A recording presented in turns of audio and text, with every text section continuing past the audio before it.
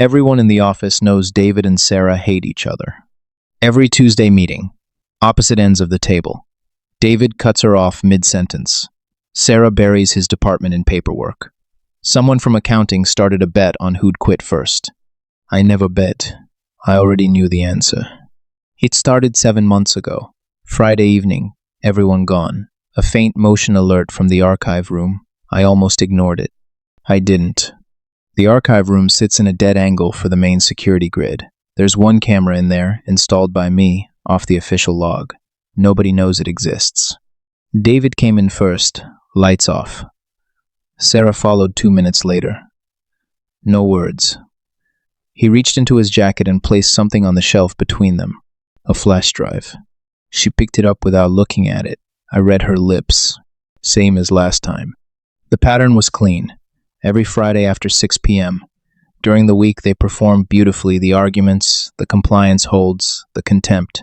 People believed it because they wanted to. Office conflict is familiar.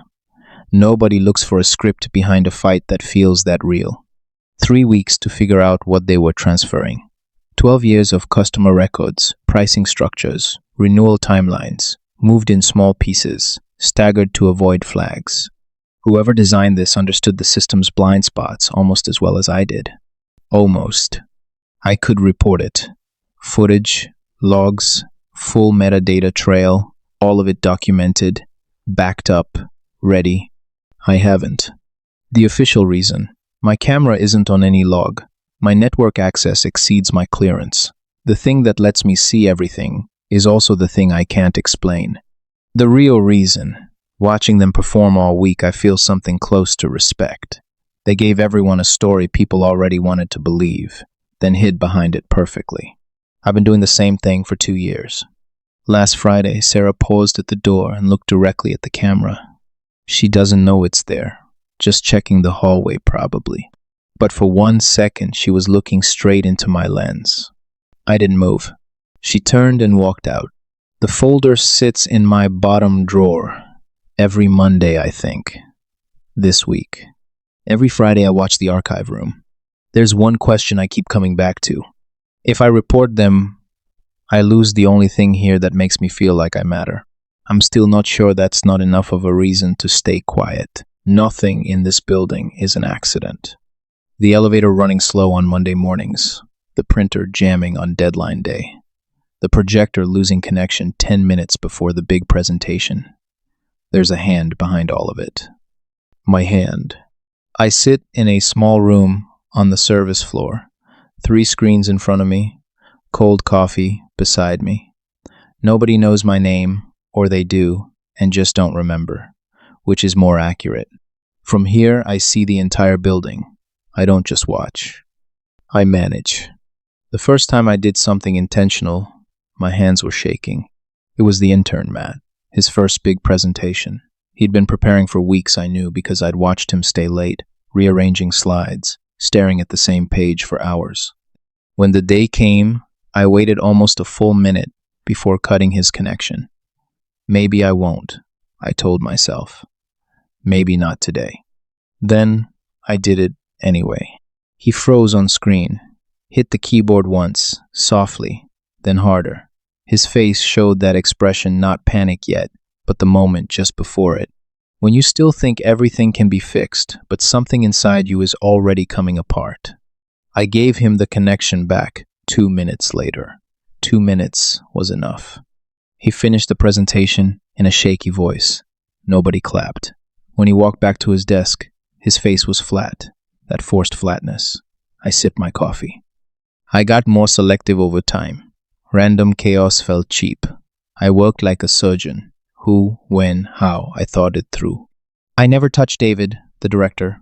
I only watched him, that silent collapse, every afternoon around 3 p.m. I was almost afraid that if I interfered, something about that moment would break. Sarah was different. That cheerfulness of hers, the way she floated over everything so easily, it bothered me. One morning I cut her connection right before a team meeting. Small thing. But watching her mouth, technical issues, while her face went red, was enough. People live inside an illusion of control. Every morning they get up, make their plans, walk in, as if the day is waiting for them. I just press a needle into that illusion every now and then. But it took me a long time to admit I'm inside an illusion too. That feeling of being in control, of watching from above it, isn't real. What's real is that I'm alone in this small room. They get to walk over to each other, laugh, grab coffee. I watch my screens. Last week, Matt got praised for another project. His colleagues slapped his back in the hallway. I wanted to ruin it. My hand moved to the keyboard. It stopped. I still don't know why. Late last night, the janitor was pushing his cart down the hall, headphones on, nodding to whatever he was hearing. Nobody around him except me. And I thought something strange. What if someone is watching me? I don't have an answer. But since that thought, my hands sit differently on the keyboard. Nothing has changed yet, but it feels like something is about to. Or maybe I just want it to feel that way. I found it at 11:47 p.m.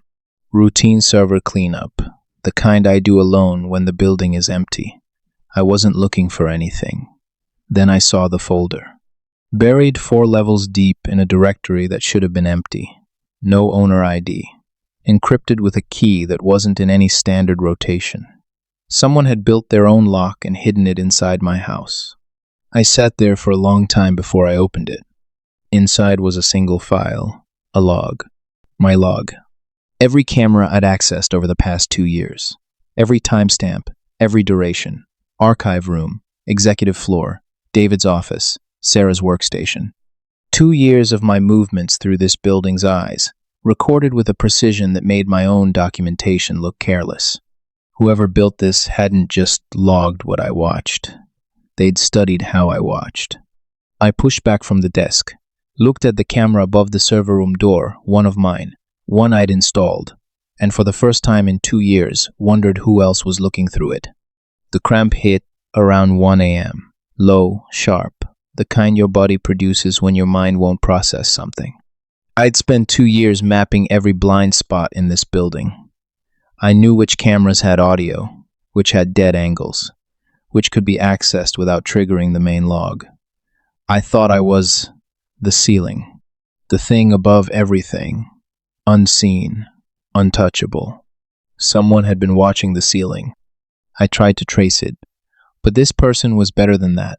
The folder's creation had been scrubbed from every log I could access. The encryption was custom, someone had written it themselves. And the file had been updated 4 days ago.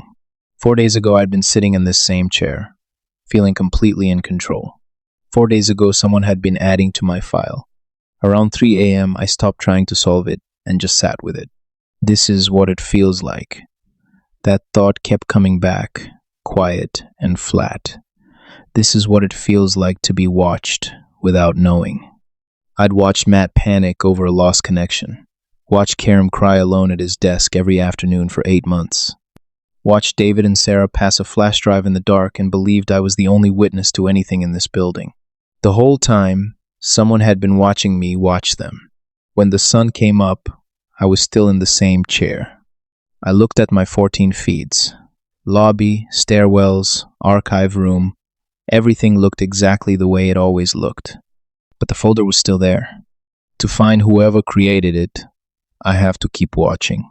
But now every time I look at a screen, I wonder if somewhere on a screen I can't see, someone is looking back.